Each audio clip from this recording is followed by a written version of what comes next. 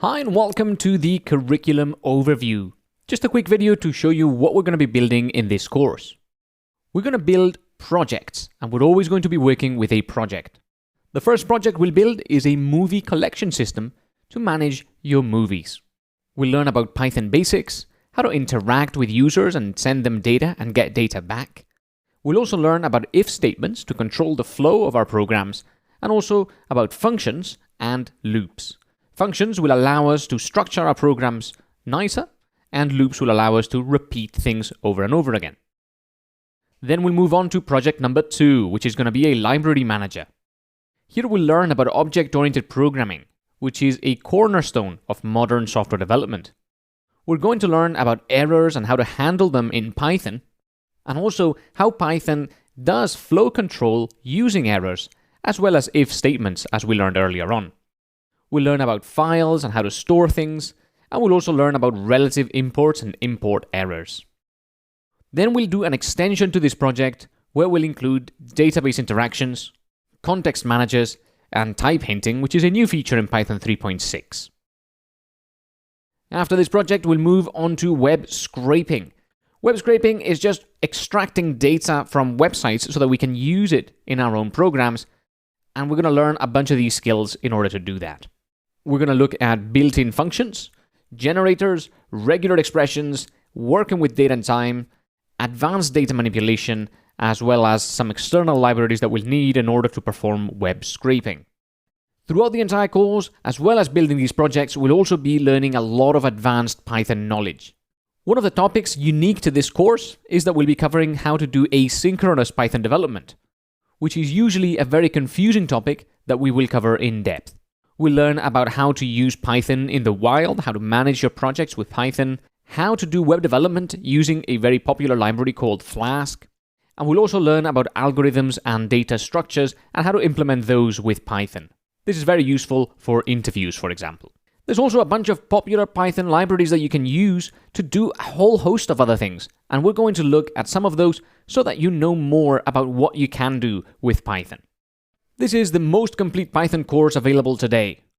We're going to do concise explanations with a little bit of theory, then we're going to give you a whole bunch of examples, and finally you're going to apply your knowledge by building a project, and we're going to do this over and over again so you're always getting practical, up-to-date knowledge. Thanks for joining me in this video. I'll see you on the next one. Hi guys, and welcome to your very first lecture. In this lecture, we're going to be setting up our cloud coding environment so that you don't have to install a bunch of stuff just as you're getting started. REPL-it is the editor we're going to be using, and it's really powerful and really flexible. To get started, come to REPL.it and create an account. Once you have logged in to REPL-it, you'll see something more or less like this.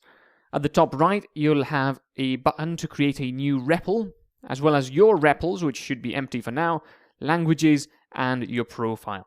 We're going to click on New REPL. Here, we're going to select Python. Notice that there's a bunch of different Pythons, including an older version of Python, as well as other frameworks and things like that. We're interested in just normal Python. This is going to create a new editor for you that uses Python 3, and it's going to be what we'll use throughout the entire course. You can give it a name and you can give it a description so you remember what it's about later on when you see it in your profile. When you create your REPL, you'll see something like this. You've got your files on the left, you've got your code here in the middle, and then you've got the output of your code on the right. For now, we're not going to be using files, so you can click this little icon to close it down. By clicking at the top, you can edit the name and the description if you didn't do so before. And whenever we type some code, you can then press the green button to run it, and then you'll see any output of the code on the right. One of the great things about REPL-it is that you can share your editor with someone else. So if you ever have any problems as you go through the course, you can create a new topic in the course Q&A, give us a description of the problem and what you're trying to achieve, and then also paste in this link that you get here. Then we will be able to see your code as you see it. When you do that though, remember to not change your code after you've shared it with us, otherwise your Q&A and the code that we see will no longer be in sync. Every time you start a new lecture of this course, I recommend you create a new REPL for it. That's it for this video. Now that you're all set up, let's get started learning Python. I'll see you in the next one.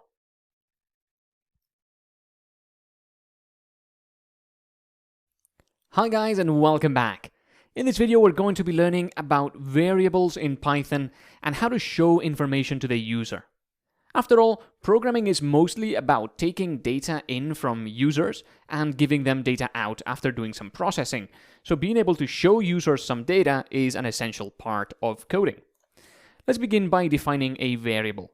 I'll say age equal 30. This is how you define a variable in Python and give it a value. You first state the variable name, then an equal sign, and then the value that you want to give it. If you want to print an age, all you have to do is say print, and then inside brackets, the thing that you want to print out. So here we've created the variable age and given it the value 30, and then we are going to print it out and show it to the user. All Python programs start off by running on a text console. Something like what you see here on the right. What that means is that for the foreseeable future, all our Python programs are going to be dealing in text. They're going to receive text from the user, and they're going to show the user text. If we run this program, you'll see that 30 gets printed out, because that is what our program does. I will be keeping this code for you to see, so if I'm deleting things and moving things around, don't worry about it. You'll be able to see the complete code in the resources section, just linked so you can go and have a look. Instead of printing age, you can print 30 directly, and that's totally fine. It means exactly the same thing. Because age was a name for the value 30, you can just use the value 30 directly, and this will always be the case. Instead of a variable, you can always use the value that that variable refers to. However, there is a key benefit of having variables, which is that if you define an age variable to be 30, and then you print it out, then you can change the value and print it out. And now you only have one variable or one name, but initially it was a name for the value 30, and then in line 4 we changed it so that the name age is now a name for the value 40. So if we run this, you'll see that 30 gets printed out first, as we do in line 2, and then 40 gets printed out after. So this is just how variables work. You give them the name, then an equal sign, and then the value. If you want a longer variable name, for example, something like friend age, usually in Python you will use the underscore character to separate different words. In other programming languages you may do something like friend age like this, but Python developers don't like that. We use friend underscore age. And variable names can contain underscores, and they can also contain numbers if you'd like. But they can't contain anything else, so you can't put dashes in them or any special symbols.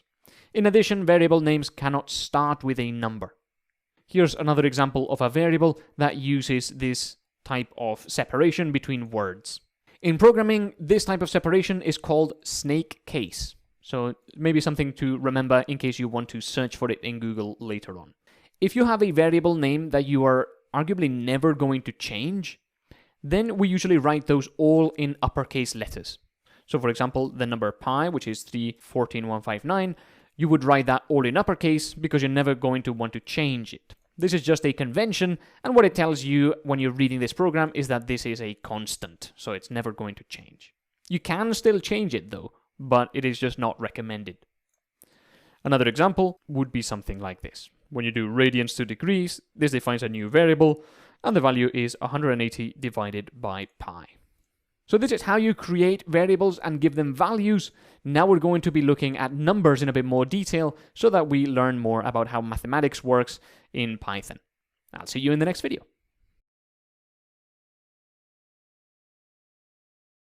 Hi guys, and welcome back. In this video we're going to learn about numbers and mathematics in Python.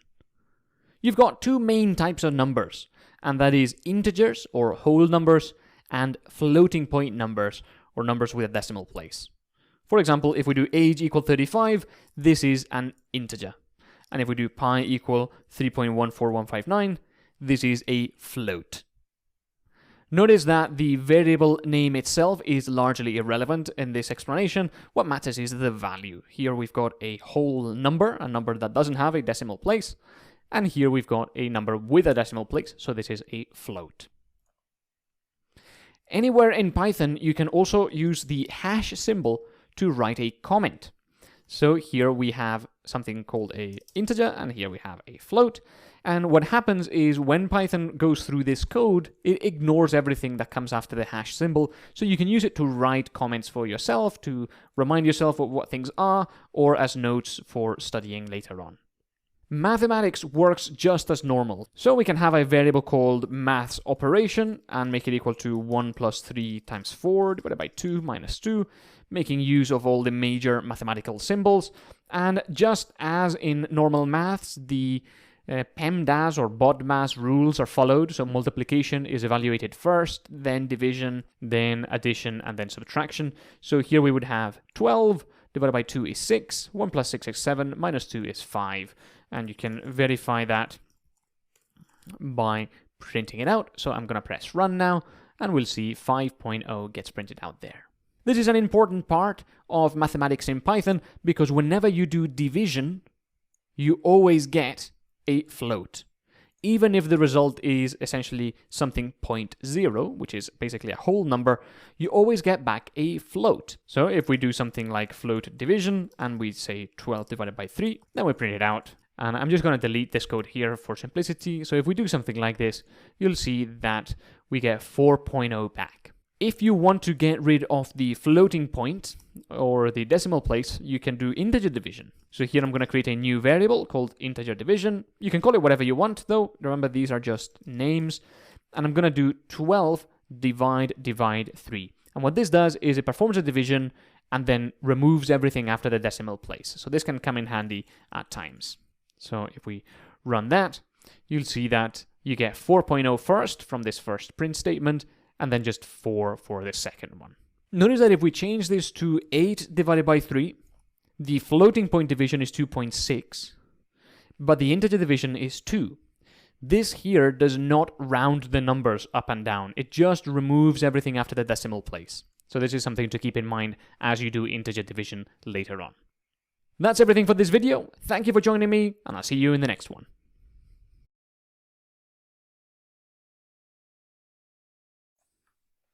Hi guys, and welcome back. In this video, we're going to learn how to get the remainder of a division. And that is going to allow us to find out whether a number is odd or even. And that itself has a number of uses in programming. So let's get started. I'm going to create a variable called integer division and make it equal to 13 divide 5. Remember that when we do integer division, what we're doing is we're performing normal division, so 13 divided by 5, which gives us 2.6, and then we're dropping everything after the decimal place, so that means we end up with 2, because 5 goes into 13 twice. If we print this out, then you'll see that the print output is 2. Now, if we wanted to get the remainder of the division, which is 3, then Python gives us a nice way of doing that with the modulus operator. Let's get the remainder of this division by doing 13 modulus 5. Notice that this modulus operator is the percent symbol. When you do 13 modulus 5, Python will divide and then calculate what is left over. So if we print the remainder, then you'll see that the output will be first 2 and then 3. There you have them. So again, if we want to find out whether a number is odd or even, we can use the modulus operator. Have a look at these numbers and see if you spot a pattern. We've got the number 10, 14, 6, and 340, all of them divided by 2. What would the remainder of this division be if we evaluate it? And for all of these numbers, which are all even, the remainder of division by 2 is always 0. That is what characterizes even numbers as even, that when they're divided by 2, there is no remainder. Similarly, if you get some odd numbers, you'll see that the pattern is inverted in a way, and you get 11 divided by 2, 27 divided by 2, and 3 divided by 2, and the remainder in all of these cases is always 1. For example, for 11 divided by 2, 2 goes into 11 5 times, you get 10, and then 11 minus 10 gives you a remainder of 1. So again, for every even number, the remainder when divided by 2 is always 0, and for every odd number, the remainder when divided by 2 is always 1. So we can use this knowledge to check whether any arbitrary number is odd or even. Let's say we've got an arbitrary number 37. This could be the user's age, or it could be the row number in a table, or something like that. And then we want to calculate whether it is odd or even. What we have to do is we have to get the modulus operator and calculate the remainder of this number when divided by 2. So we will say remainder equal x% 2. Now, notice that we've got this variable remainder, which we used earlier on. That's totally fine. This is just a variable name. You can call it whatever you want. You can even reuse a previous variable name, and that's fine. What we've done here is we've got the value x modulus 2, which is the remainder of the division, and we've said that the remainder variable that we created earlier is now a name for this value. So that just reassigns that variable. If we print it out, you'll see that the output should be 1. But before running, I'm just going to delete this code here. And now let's run this. You see that we get 1 back, which tells us this number here is odd. Think about this. Have you ever seen a table online where each row has a different color? So for example, the first row is gray, the second one's white, third one's gray, the fourth one's white. So you've got like this sort of pattern. This is a perfect example of where the remainder, or being able to calculate whether a number is odd or even, comes into play. They are probably using this to only target the even rows and color them in a gray background. Throughout the course, we may also encounter other instances where this can be useful. But that's it for this video. Thank you for joining me, and I'll see you in the next one.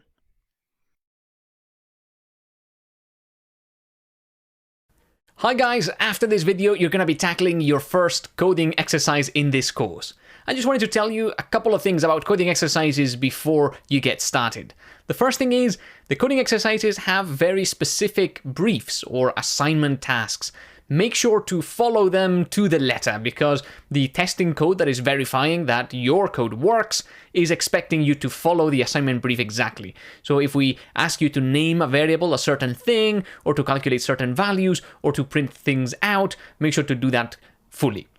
And don't print out anything that we don't ask you to print out, because that's going to confuse the code checker. Alright, that's everything for this video. Good luck in your first coding exercise. I'll see you soon. Hi guys, and welcome back. Very often in our programs we'll be dealing with numbers, but almost as often, if not more, we will want to deal with text. The user will be giving us some text that we want to interact with, we will be doing some processing on it, we will be wanting to print some text out to the screen, and that is where the next data type comes in. In Python, we've got another type called strings that are used to contain text, like characters, symbols, numbers, or anything else we want. Here's our first string that I'm going to call my string, and it contains the value hello world. So a couple of things about this string is that it is surrounded by double quotation marks.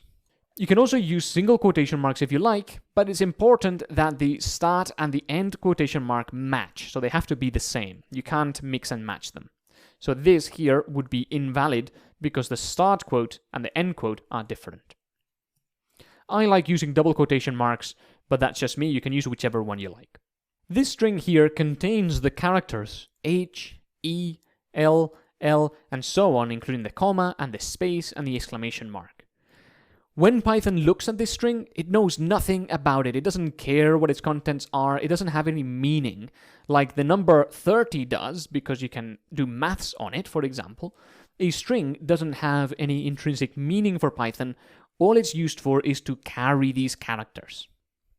For example, you can use it to print some information out to the user, like hello world. If you wanted to print that out, you can store it inside a string and then print it. As an aside, remember you can always use the value itself instead of a variable inside the print function here if you prefer. Sometimes you'll want to use one quotation mark or the other depending on the contents of the string. So if you've got a string with quotes, then you'll want to use the double quotes, such as hello, it's me. Here you definitely want to use the double quotation marks on the outside because you've got a single quotation mark on the inside. If you were to use single quotation marks throughout, then this part here is not included in the string because the string ends here. If you run this, you'll get an error. Similarly, you may want to use the single quotation marks on the outside and the double quotation marks on the inside in some occasions. For example, if you have something like this. Here we've got a string, and inside the string, we've got a bunch of characters. Once Python realizes that you're dealing with a string, you can put whatever you want inside it. And in this case, we are putting the quotation marks inside it. He said, and then open quotes, "You were amazing yesterday." This is totally fine because these quotation marks here don't signal another string to Python. They are just a character inside the string. Finally, if you really wanted to always use the same quotation marks, you can do. So I'm going to turn this into a double quotation mark string, and now you can see that these things here are not part of the string. They are colored differently. However, if you put a backslash in front of these quotes, Python will no longer treat them as characters used to signal a string. Now they are part of the string itself. I highly discourage you from doing this, but you may see it every now and then in code, so I wanted to tell you what it means. When you do this, this is called escaping, and it's quite a common thing to do in some occasions, but when you're dealing with strings like this, I would always recommend that you invert the quotes. We also have multi-line strings for when we want to print something out that's much longer. So we will have something like a multi-line variable, and here we're going to use 3 quotation marks. And then we can print whatever we want inside it. If we print this out, and we run it, you'll see that we get multiple lines printed out. So we've got the hello world, then we've got an empty line, then we've got my name is Jose, welcome to my program, and then we've got another empty line as well. Multi-line strings are very useful when you have much longer pieces of text that you want to print out, and also they can be useful at times as comments. Earlier on in the course, we saw that a comment is signaled with a hash symbol, so you can write something here to tell yourself what this file is about. But similarly, sometimes you have a longer comment. You want to write multiple lines of notes. And for that, it is quite common to use one of these multi-line strings. So why is this? Why can you do this? Well, what this does in Python is it creates the string, and then that's it. You don't assign it to a variable, you don't use it anywhere. This is totally fine to do in Python, and we can use a multi-line string like this that doesn't have any usefulness inside the program to leave a comment for ourselves for later on. So often you'll be seeing multi-line strings like this in my files with explanations about what things are. Just one more thing, you can add strings together. So if you've got a name, such as Jose, and a greeting, you can add it to name, and then we will end up with hello, comma, space, Jose. So when you add 2 strings together, they are joined and make up one final string. So I will print out this greeting here and run the file, and you'll see that we get hello, Jose. If you do age is 34, and then you try to add this to a string, like here, you are plus 34, you will get an error, because in Python you cannot add integers and strings together. You must convert this to a string first before you can add them together. Fortunately, converting to a string is very straightforward. You can either add the quotation marks around it, or you can do str and pass in age. What this does is it takes in the number 34, you give it to this str function, which has these brackets around it to accept a value. So you're giving the age value to str, and what you get back is a string with this content inside it. So then you can still run this because age as str is a string that you've converted. We will be learning more about converting data from one type to another as we move through the course, and it's a very common thing to do. But for now, that's it for this video. Thank you for joining me, and I'll see you in the next one. Hi guys, and welcome back. In this lecture, we're going to look at string formatting. In the last video, we saw how you cannot add numbers and strings together. But that is such a common thing to do that all too often we end up having to convert the number into a string so that we can add it to the string and so on. Something like this, which we had in the last video. We've got a number, then we want to put it inside a string so that we can show it to the user, and we have to convert it into a string first. This is quite annoying because it happens so often. So instead, we can use string formatting. So what I'm going to do is, instead of printing UR plus the age, we're going to print F string. Now, an F string is only something available in Python 3.6 and above, so make sure that you are using that version. And if you don't know what I'm talking about, don't worry, it will work in REPL 8. And here we're going to do UR, and then inside a couple of curly braces, we're going to type age. Now we can delete this one here, and we can also delete this one there. And we can directly print the number 34 inside our string because of the way that F strings work. So in an F string, you type an F, then the quotation marks, and then inside the quotation marks, you can write these curly braces, and inside the curly brace, you can write your variable that you want to include inside your string. Let's look at another example.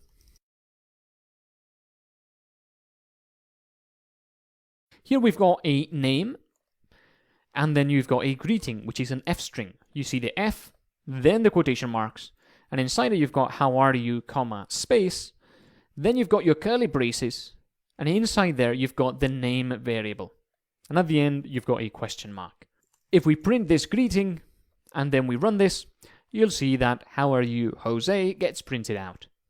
There is a small problem with F strings, which isn't really a problem as much as a limitation, which is that if you change the name, say to Bob, and then you print greeting again, you'll see that how are you, Jose, gets printed out twice. That is because when we calculated this string, the name variable was Jose, and that is what the greeting string contains. The greeting string contains how are you, Jose, and even if you change name, the greeting doesn't change. That is why Python has another way of formatting strings which does allow for the changing of variables. So let's delete this and create a final greeting, which is how are you, and then just open and closing curly braces without the name variable inside it, and notice that this is not an F string. Now we can do another variable that is final greeting dot format and pass in the name. So this is a little bit different from what we've been seeing up to now. What this does is it takes in this string here, how are you, comma, curly braces, question mark, and then it's going to run something called format inside it. And format has these brackets at the end, which means it can accept a value, and the value it's accepting is the name. What this does is it takes the name and it replaces the curly braces by the value. So if we print Jose greeting, then you'll see the same thing as before, how are you, Jose? But now you can do something like Bob greeting and make it equal to final greeting dot format of the name Bob, and then we can print that out. So as you can see, if we change the name to Bob, then this line actually looks exactly the same as the one above, but the name is changing. So what we've got here is essentially a template for a greeting, and we can then replace the values into it later on if we want. Inside final greeting here, you can also put name if you want, but because it's not an F string, Python isn't going to try to put your variable inside the string. You must do it yourself, but if you put this in there, what you have to do is final greeting dot format, and now say name equal Jose. So what this does in Python is Python will know to look for the name thing inside curly braces and replace it by Jose. So this is a very important part of how Python works, and we'll be looking at it in great detail as we go along. But the first part before the equal Python will know that is this thing here. And the second part is what you want to put there instead. Now, here comes the confusing part, which is that you have a variable called name. So really you can do name equal name. But these two refer to two completely different things. The first one, Python knows you refer to this thing here inside your greeting. And the second one after the equal, Python knows that you refer to your variable. Don't feel like you have to use this all the time, but it is there and you can use it if you want. One of the key benefits of doing something like this is that the template is now much more readable because it is obvious that you are going to print how are you and then somebody's name. In addition, it of course works if you change this variable name. Name, which is still being used inside the string, is now equal to friend underscore name, which is our variable. So this still works in the same way. Let's revert that. And now remember that name is going to be replacing just the curly braces because we don't have anything inside them, which is when we need to say name equals something. Instead of creating a variable called Jose greeting, you can actually just put this inside the print function, and that is totally fine as well. It's a little bit more confusing maybe, but it works in the same way. Usually you will be using f-strings in Python just because they are shorter, they're more readable, you don't have to type like dot format and then brackets and then pass in things there. So f-strings are the weapon of choice. But sometimes when you want to reuse a template, using format comes in handy. But that's it for this video. Hopefully I haven't confused you too much. Thank you for joining me, and I'll see you in the next one.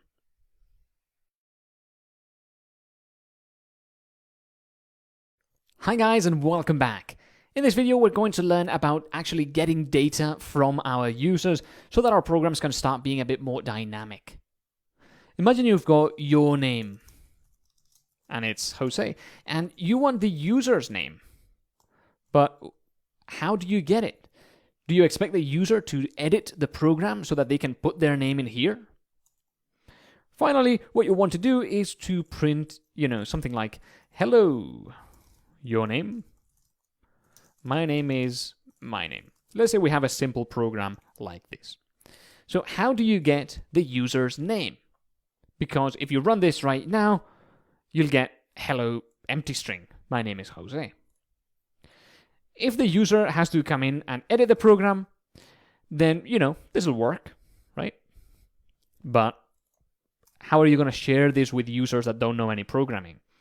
So what we have to do is we have to first ask the user for their name, allow them to type something here in this text console, and then use that name inside our program. So here is where the input function comes in. So we will type input, enter your name, and what this is going to do is it's going to open up a prompt here in the console, and notice that the program is stopped until we press the enter key. So if I type Rolf now, then you'll see that we get back, hello Rolf, my name is Jose. This tells you one thing about the input function, which is that the thing that the user typed came back to us, and it must have been a string. Because it contains characters, it is not an integer, and it is not a float. Otherwise, it would have to be numbers, and you would be able to do maths on it. So it must be a string. And that is something that always happens with the input function. Anything the user types, even if it is the number 35, is a string. A string that contains the characters 3 and 5. With that in mind, let's try something else. Let's try asking the user for their age. And then we're going to print, you have lived for age times 12 months. So a very popular first program, we're going to ask the user for their age, and then we're going to say, for example, imagine they enter 3 there, we're going to say you have lived for 36 months, right? But remember that the age variable has a string in it. The input function always gives you back a string, even if you enter a number. So we aren't turning this into a number. What is going to happen when we multiply a string by 12? Well, let me type 3 in here. And you get 3, 3, 3, 3, 3, 3, 3, 3, 3, 3, 3, 3. You get 12 threes. Because age times 12 is more or less the same as age plus age plus age plus age 12 times. And remember what happens when we add two strings together? They get joined together. They get concatenated. So by multiplying a string by a number, really what you're getting is 12 of those strings. What you have to do is you have to turn it into an integer. So the same way that we used str to turn a integer or another number into a string, we can use int or int to turn a string into an integer. So we will turn age into an integer and put it inside age underscore num, and then we will do age num times 12. And that works just as well. Now, something important about Python that you're going to see quite a lot is that when you evaluate one of these things here, that becomes the value that the user has given you. So here's what I mean. This text that I've got selected here is 3 when your program runs. So if the user is going to enter 3 in your program, this entire text I've got selected is exactly identical to you just typing 3 in there. Means exactly the same thing. Of course, the user can enter something different if they'd like, so this is why this is a dynamic value. But if they enter 3, it's the same thing as having 3 in there. If they enter 35, it's the same thing as having 35 in there. So we could do age equal int of 35, right? And then we would not need this age num there, and we could do this. But how do we get the dynamic value instead of the static 35 string? We use the input function that we had just a moment ago. So you can do this in Python, because the things inside the brackets always run first. So the input function will run, and the program will wait until the user presses enter, and then this entire selected text will be replaced by what the user enters. For example, the string 3. And then we will pass that to the int function, which will give us an integer equivalent to the string that we got passed. So we will get the integer 3. And then we will put that inside age. This type of nesting is very common, and you will be doing this quite often. However, it's also easy to, go a bit overboard with it. You don't want to be doing that. You don't want to nest like 20 times, otherwise the code gets almost unreadable. But a couple of functions inside each other can actually shorten your code and make it a bit easier to read. Remember, what we had before is we had an age variable, and then we also had an age num variable. But the age variable was only useful to calculate age num. It wasn't used anywhere else in our program. So it's kind of pointless to keep it around. We might as well nest these here and only have one variable that we actually want and use, and not have two variables, one of which is pointless. Now, instead of doing the multiplication inside the f string, which you can do, we can separate this into a new variable. Why might you do that? Well, the main reason for separating a value like that into a variable is so that you can give it a name that has meaning. Now, when you read this program, it's pretty obvious that first you're getting the user's age, then you're calculating how many months that equals to, and then you're printing that out.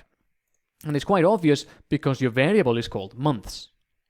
If your variable was called x, then it might not be so obvious until you read through the entire thing. Giving variables good names, good descriptive names, is a bit of an art form, and it can be quite tricky at times, but it's really important. You will get better at it over time. In the next lecture, we've got a small exercise for you, which is to, instead of printing the number of months the user has lived for, you can print the number of seconds they have lived for.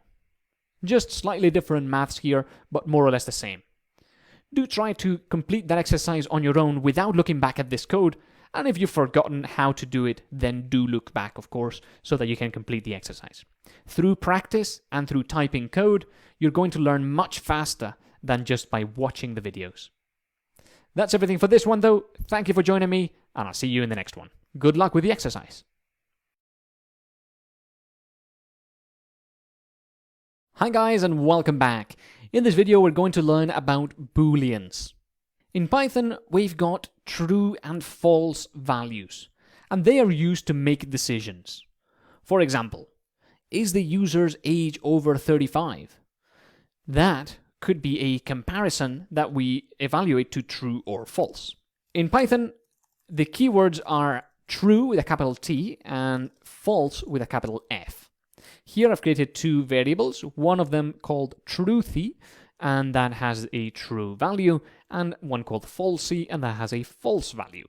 But on their own, this is kind of pointless, because what can you use true for? There's not much use for just something true.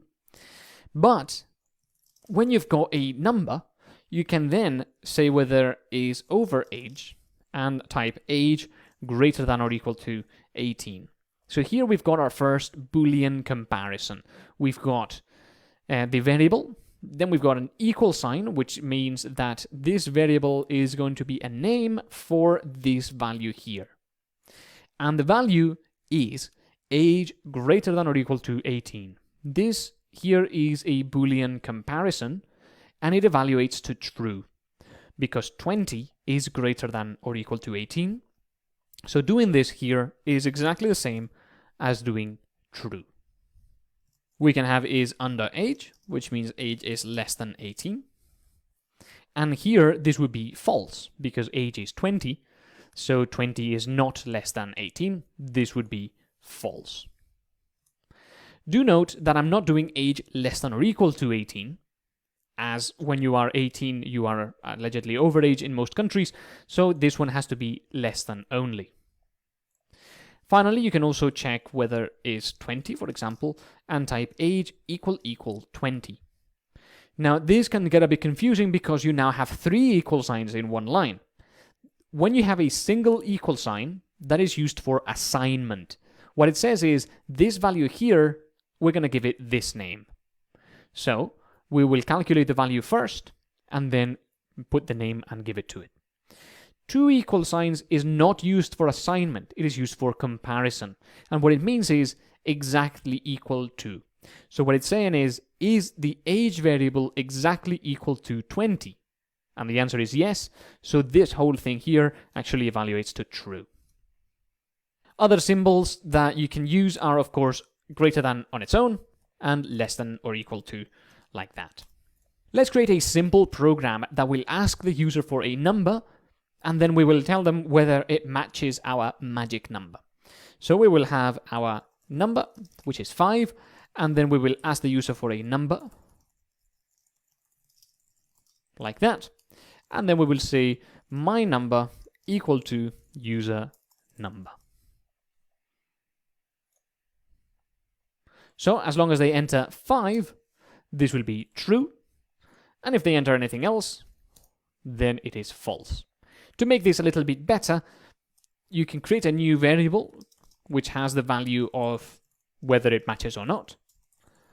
And then you can use an F string to say you got it right, matches.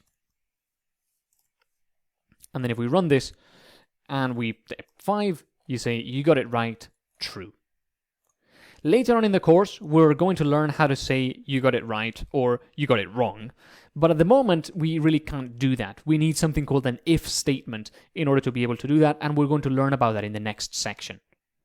But for now, you have the ability to get information from the user and compare it to something that you already have, and then determine one thing or another, whether something is true or false. In the next video, we will learn more about working with Booleans and making our programs much more flexible. I'll see you there. Hi and welcome back. In this video, we're going to learn about two Python keywords, and or. Let's start by asking the user for their age. Then we're going to determine whether the user has an age good enough to learn programming. So what we'll do is can learn programming, and we will say age is greater than 0. Here we have created a Boolean comparison, age greater than 0, and we have given it the name can learn programming. However, sometimes users can be too old to learn programming. So we can use the Python keyword and for example, age less than 150. And what this does is it says if the age is greater than 0 and the age is less than 150, then the whole thing is true. If the age is not greater than 0, then the whole thing is false. And if age is greater than 150, then the whole thing is false.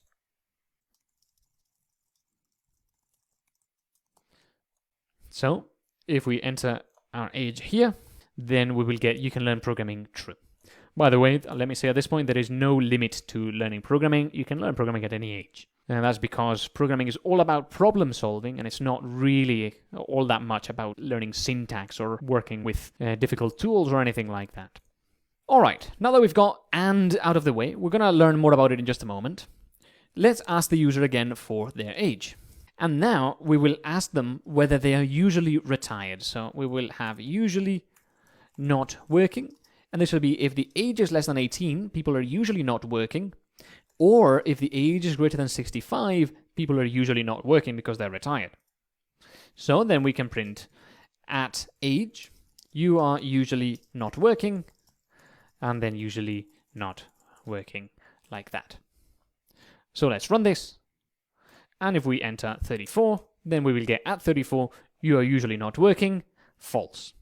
If we run it again and we type 10, at 10, you are usually not working, true. Although you are going to school, which is pretty complicated as well at times. Now, there is a small problem with this Boolean. Usually, you don't want to write Booleans as negatives, because it can get quite confusing to read later on.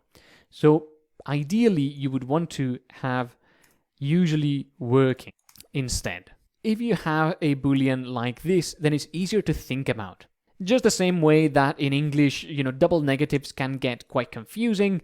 In programming, working with negatives is an added strain on your brain that you want to avoid generally. So we can rewrite this to usually working, and what that means is that they have to be age greater than or equal to 18, or age less than or equal to 65. And that is when people are usually working.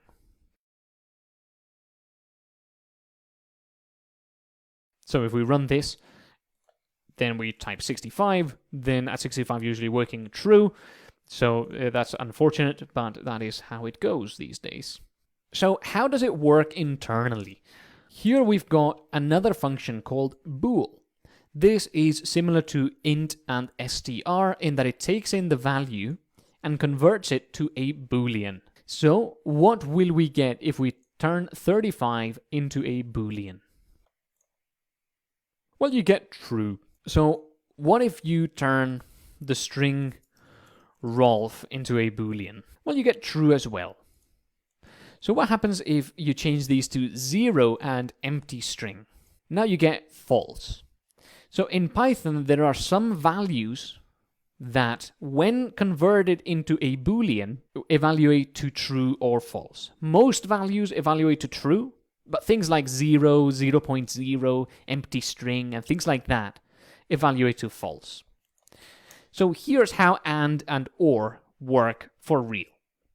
If you have true and false, what and is doing is it's gonna look at the first value. Is it true? And if the first value is true, then it's going to give you the second value. So we will say x equals true and false, and then print x. And what this is going to do is, again, look at the first value. It's true, so it gives you the second one.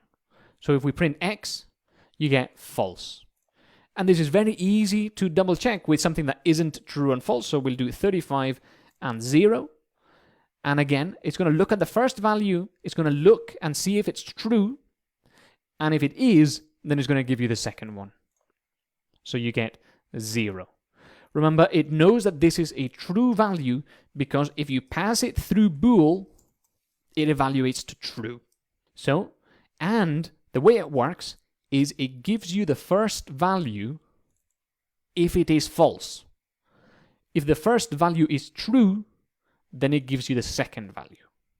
So if we put 0 first and 35 after, again it gives you the first value, which is the 0. Or works in slightly the opposite way. Or will give you the first value if it is true. Otherwise, it will give you the second value. So, if the first value is true, it will give you the first value. Otherwise, it will give you the second value. So here it gives you 35 because 35 is true. And if you do the other way around, 0 is false, so it gives you the second value. Again, 35. You can use this in quite a lot of places, actually. For example, imagine you've got a name and a surname. And it just so happens that the user hasn't given you their name. So you can do something like greeting could be name or Mr. Surname. Assuming that you know that the person is going to be a man, of course. So you can then run this, and you get Mr. Smith. Why? Because name is an empty string, which means it is false, or it is falsy when you pass it through bool. So instead of giving you the first value, the OR gives you the second value. This is even better if you add in user input. Let's run this again. And now I'm going to not give them my name because I care deeply about my privacy, so I don't want to give them my name, but I will give them my surname. And then it prints out Mr. Salvatierra there.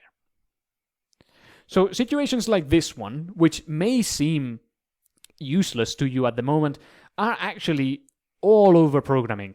So knowing how AND and OR work internally can be really useful. So again, to recap, AND gives you the first value if it is false. And otherwise it gives you the second one. And OR gives you the first value if it is true. Otherwise it gives you the second one. Finally, you've also got NOT. And that essentially does the opposite. So not false is going to be true, and not true is going to be false. So this is how the not keyword operates. It goes in front of a Boolean, and it does the opposite of whatever that Boolean is. So for example, not bool of 35 will give you false, because bool 35 is true, so not true is false. If you do not of 35, you also get false, because Python realizes that not is something that you use with a Boolean, so it turns the 35 into a Boolean before applying not. I appreciate that this video has been a little bit confusing. Do bear with me as we go into more advanced programming territory, and if you have any questions, ask them away in the course Q&A. We're always there to help. Thanks for joining me in this one, and I'll see you in the next video.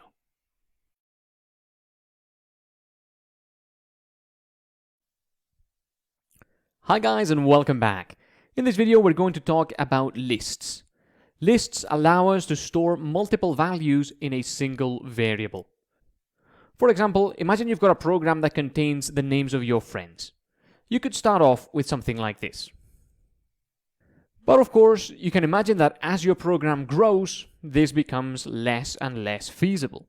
You have to keep adding variables, and not only that, but working with these variables becomes increasingly difficult. For example, if you wanted to print out who your friends are, you would have to say, print friend 1, and then you have to print friend 2, and then friend 3, and if you add more, you would have to add more print statements.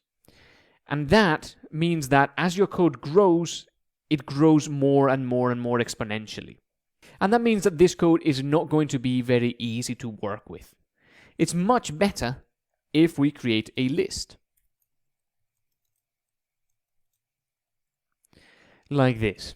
Now we've got a single variable, friends, and that name describes very well what it contains, which is the names of our friends. To create a list, we use square brackets, and inside the list, we put the different values separated by commas. So what we've got here is a list of 3 strings. The first one is Rolf, the second one is Bob, and the third one's Anne.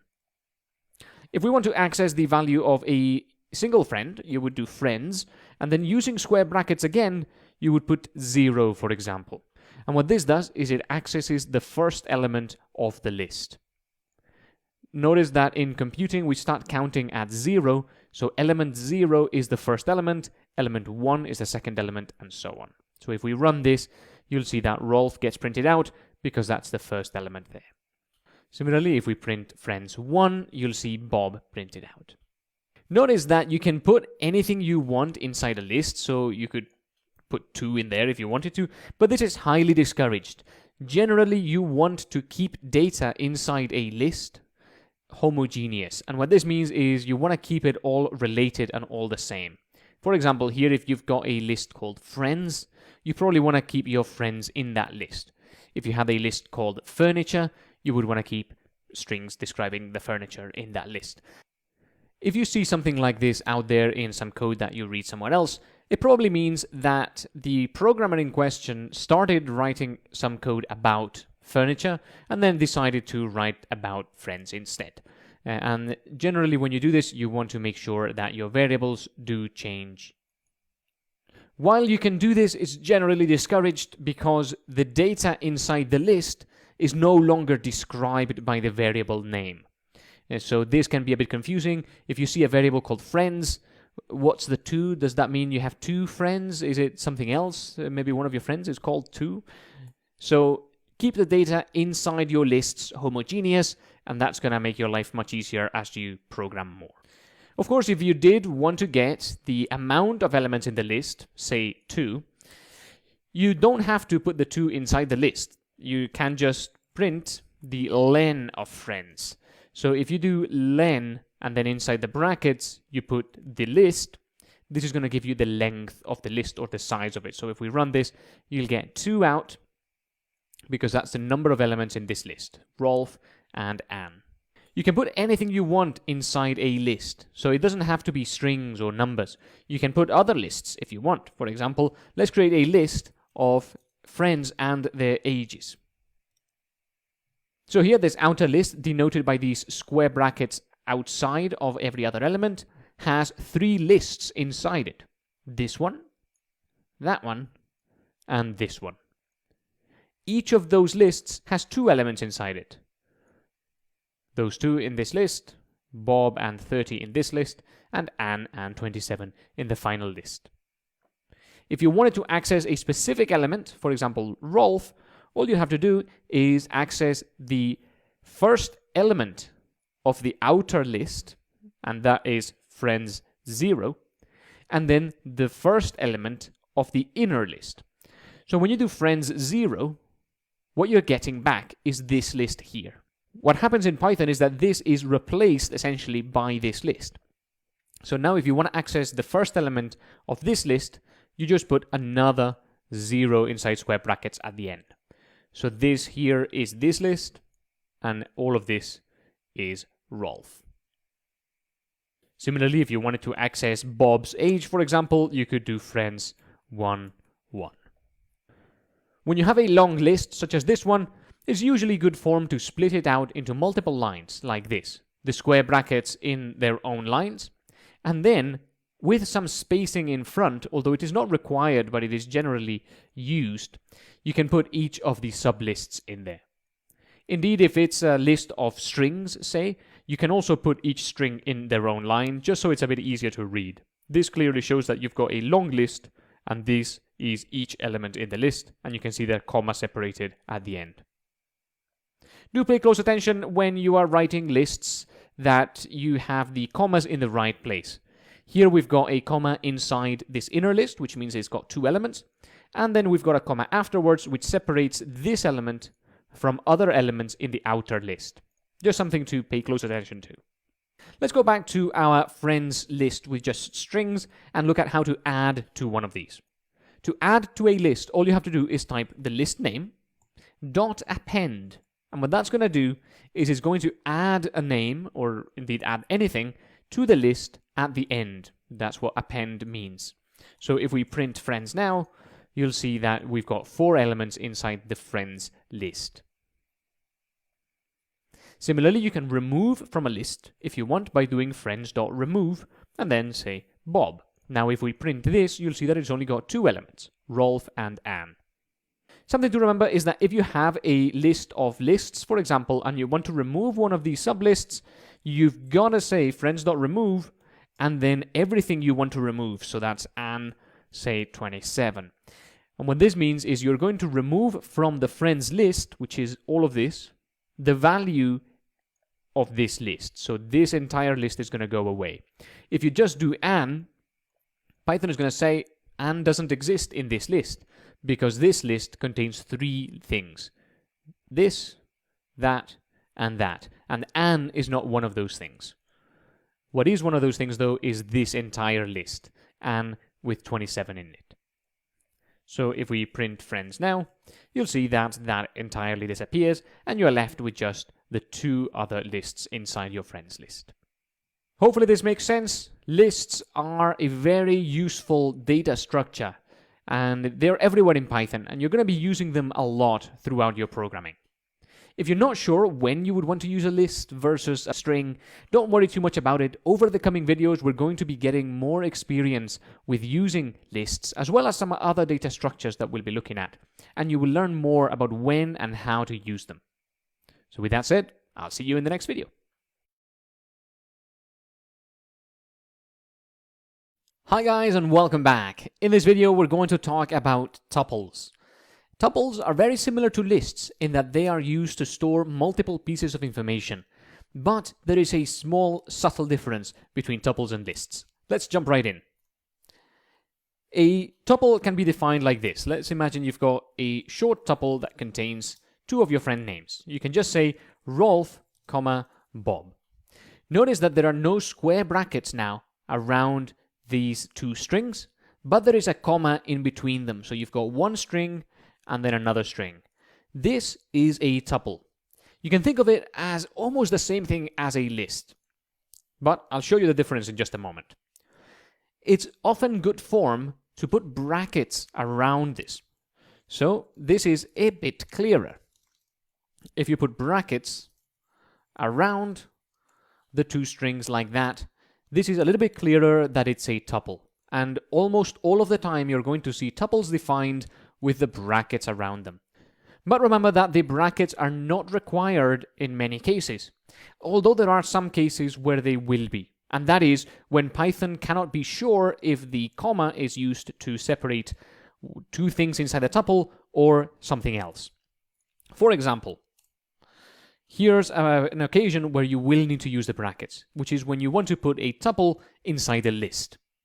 If you have a list and you want to put a tuple inside it, and you do it like this, you have not put a tuple inside the list. What you've done is you've created a list of two elements, as we saw in the last video.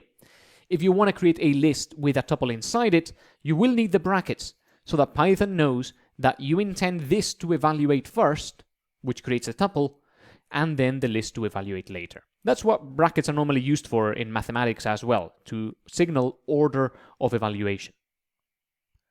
So, most of the time, you're going to see your tuples defined with brackets around them, and I would encourage you to get accustomed to that notation as well. Something very important is that while you can write your tuples like this thing is most definitely not a tuple, if you just write Rolf. If you write Rolf on its own, that's just a string, right? But if you add Rolf and then a comma, Python knows that you want a tuple there. And this, adding a comma at the end, is something that a lot of my students make as a mistake when they're starting up. They just put a comma at the end because, maybe they come from a different programming language, or maybe it's a typo or a small mistake, and this can cause some trouble. So make sure to not put commas at the end of your statements in Python, because that turns strings or anything else into tuples, and that can be a bit confusing. So I've got this tuple here with my friend names, Rolf, Bob, and Anne, and let's say I want to add something to this tuple. Like we learned with lists, friends.append, and then gen. So if we run this now, you'll see that we'll get an error. And it says, attribute error, this is the name of the error, tuple object has no attribute append. And here it tells you the line in which the error occurred, which is line 2 of our code. What this means is that you can't do .append on a tuple. Okay, so how do you add to a tuple if you can't append to it? Well, that's the thing. You cannot add to a tuple. Here we've got a tuple of 3 elements, and you cannot insert an extra element on this tuple. All you can do is say friends equal friends plus gen, like that. So you can add 2 tuples together, in this case the friends tuple and the gen tuple with a single element, add those 2 and say that friends is now equal to the result of adding them. Remember, when you do an equal sign, the right side evaluates first. So this thing here uses the current value of friends and this new tuple, and then you give it the name friends. So you can reassign while using a variable in the assignment. That's totally fine. It just uses the last value of the variable if it existed. You can do this if you want, and that will result in a tuple of 4 elements. But what's important, and an important distinction, is that the tuple itself did not change. You created a new one which contains now 4 elements. And while that's relatively unimportant right now, it will become important as you learn more Python.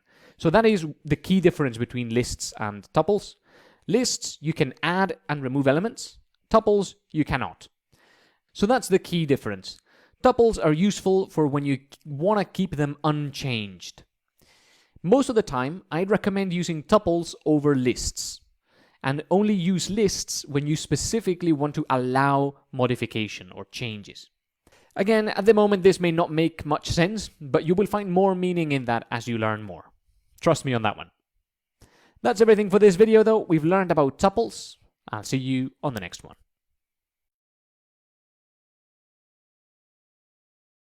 Hi guys, and welcome back. In this video, we will be learning about sets. Sets are another collection, like lists and tuples, that contain multiple values inside them. But, of course, there has to be a difference between sets and the other two, otherwise there would be no point to them.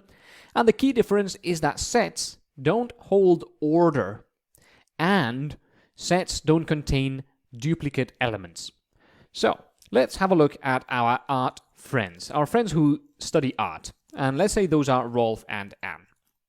Here I've defined my first set, and you can denote a set by using these curly braces instead of the square brackets or the normal brackets. Square brackets for a list, normal brackets for a tuple. By using curly braces, Python knows that you are defining a set. So here we've got our first set, art friends, and now let's define science friends. So this is Jen and Charlie. If you want to add to a set, you just do something like artFriends.add and then add Jen. What this is going to do is it's going to add the Jen string into the artFriends set, and it's going to sort of put it anywhere in that set. Remember, sets don't keep order, so it could be anywhere. It could be at the start, it could be in the middle, it could be at the end. And there is no guarantee on the order being kept throughout the program either. So whenever you print the set, it could be in a different order. So let's print it out and run it. You can see that in this case, the Jen string has been printed at the start, then Anne, and then Rolf. If you try to do this again, you'll see that the same set gets printed out twice. Because we tried to add a value to the set that was already there, it didn't happen. Nothing happened, no error happens, just the value does not get added. It's already in there, and sets do not contain duplicate elements, so nothing gets added to that set. You can remove things from a set, though, by doing .remove. And now you can see that the second time we printed, Jen is gone because we removed her in line 8. So this is how to work with sets in a very basic form, but it doesn't show you why sets are useful. One of the key use cases about sets is that it's very easy to compare one set to another.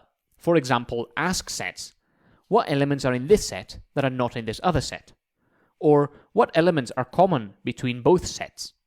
Things like that are why sets are useful. So let's look at those operations in the next video. I'll see you there.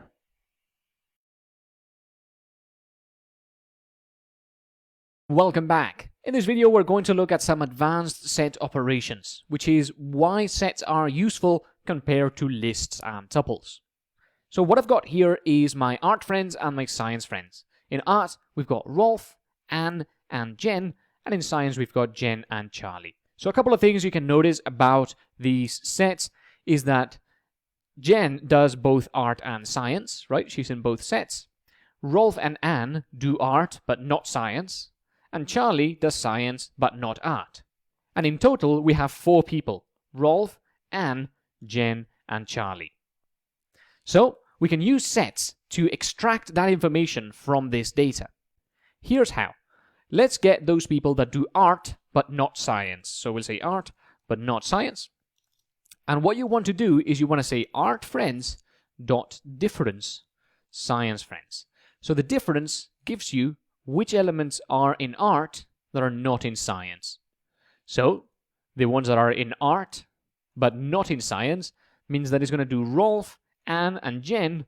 It's going to take away all the elements that are here that are also here. So in this case, Jen is in both, so it's going to get taken away, and what you'll get back is Rolf and Anne. Of course, you can do science but not art, and it's just the opposite: science friends, difference, art friends. And what that's going to do is it's going to take your science friends, Jen and Charlie, and it's going to take away those that are in art, so Jen. And it's going to leave you just with Charlie. Let's print those out, and you'll see what I mean. So in the first one, you have Anne and Rolf, but not Jen. And in the second one, you have Charlie, but not Jen. Sometimes what you want is something called the symmetric difference, which is members that aren't in both sets. So what members are not in both sets? Rolf, Anne, and Charlie. So let's get that. So not in both will be art friends dot symmetric difference science friends. So you get Anne, Rolf, and Charlie. So those are the members that are not in both. Since Jen is the only one that's in both, what you end up is everything together except the ones that are in both. Of course, because it's a symmetric difference, it doesn't matter which one goes first. You can put science friends dot symmetric difference art friends, or you can do what we've done here, art friends dot symmetric difference science friends. So to recap, difference does elements that are in one but not the other, whereas symmetric difference does elements that are not in both. If you wanted the members that are in both sets, so Jen, you can do that with something called the intersection. So you could do who is doing art and science, and that would be art friends dot intersection with science friends. And what that would give you is just Jen in her own set. Notice that this is still a set because it has the curly braces around it. So that is a set of one element. Finally, if you wanted all the people that are studying any subject, but without duplicates, you could do all friends is art friends dot union with science friends. And that is going to unite both sets and give you one big set with everybody in it. Of course, note that Jen is there twice, so it's only going to appear once in the final set because sets cannot contain duplicates, and you can see that this is still a set, so there are no duplicates in it. These operations are why sets are useful. For example, you could have a lottery game where your user has a few numbers and the system has decided on 6 numbers that are the lottery winners. By having them both on sets, you could calculate the intersection of them two, which elements the user has matched with the winning elements, and then calculate the user's winnings like that. And that is in fact going to be one of the challenges for this section. If you're not completely sure when to use each of these data structures, lists, tuples, and sets, don't worry too much. Over time, you will get better at it. And most of the time, you'll be using tuples and lists. Sets are reserved for when you want to use these operations. Thanks for joining me in this video. I hope you've learned something, and I'll see you in the next one.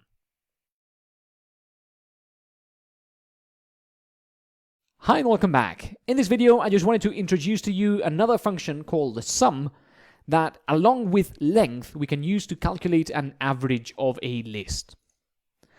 Imagine you've got your grades, and you have something like 80, 75, 90, and 100. and you want to calculate the average of these grades. Something you could do is you could sum up all of the grades by doing something like total equal sum of grades. And this is the new function I wanted to tell you about. You've got the sum function, and inside the brackets, you put in the list or tuple or set that you want to add together. And that is going to add all the values together and give you the grand total. You've also got length, which is len of grades. And we've seen this before, but I'll forgive you if you've forgotten about this. Len gives you the length of the collection. So in this case, this list is going to give us 4. You can then calculate the average by doing total divided by length.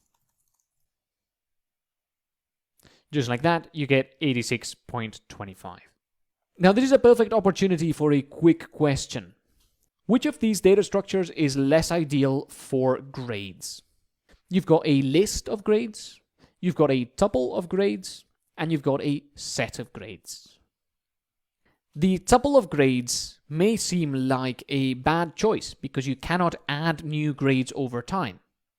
And indeed, if you are currently in the middle of your program, say, and you want to be adding more grades as students take exams or the user gives you some more data or something like that, then the tuple might be a bad choice. But the set is actually the worst choice here, because if you have a set of grades, you cannot have another 100% on another test, say. Because if you put 100 and 100 in a set, one of them will be removed because you cannot have duplicates.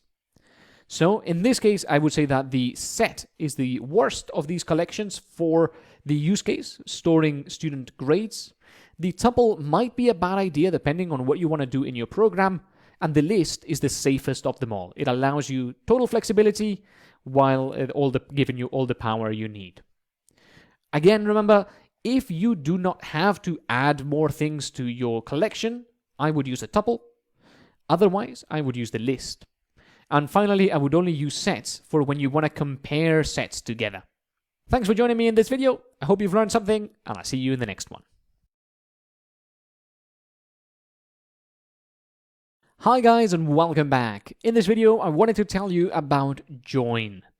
Join allows you to print out your lists a bit better. Imagine you've got a list of friends and you want to print it out in a string. You want to say something like, my friends are friends. If we run this, you'll see that you get my friends are, and then, square brackets, and then string Rolf, string Anne, string Charlie. Maybe you want to print it out a bit more nicely. So what you can do, create a new variable, comma separated, for example, and then type comma space dot join friends. And what this is going to do is it's going to get the different values in this list, and it's going to join them together using the comma as the separator. So here's what you'll end up with. Let's say we print my friends are comma separated, and then we run this. You'll see that the output is a little bit different.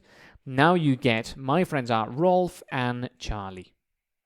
What's happened here is we've taken each of the values of the list and we've made one long string, which is all of this stuff here. The comma and the space is used as the separator between values in a list. But you can use anything else you want. For example, that. It won't be as nice to read, of course, but just to show you that these are how it's printed out, you can see my friends are Rolf and Anne and Charlie. If you wanted this last one to say and, so that the output would be my friends are Rolf and Charlie, you're actually going to have to wait a little bit because we need to learn a few more things before we can do specific things just with the last element of the list. When we cover list slicing in the next section, you'll be able to do that. But for now, thanks for joining me. I hope you've learned something, and I'll see you in the next video.